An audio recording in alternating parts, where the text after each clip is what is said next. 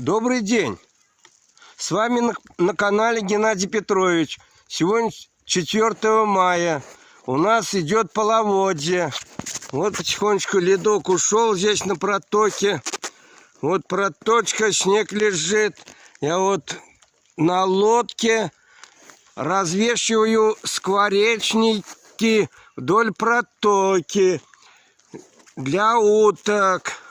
Это как гоголя. Гоголя, они гнездятся в дуплянках, так как пожар, пусть пожара, я думаю, нету. Вот помогаю уткам, чтобы гнездиться. Желаю всем здоровья, любить природу и крепкого здоровья. Ну, на этом все. Пока, до свидания, до следующего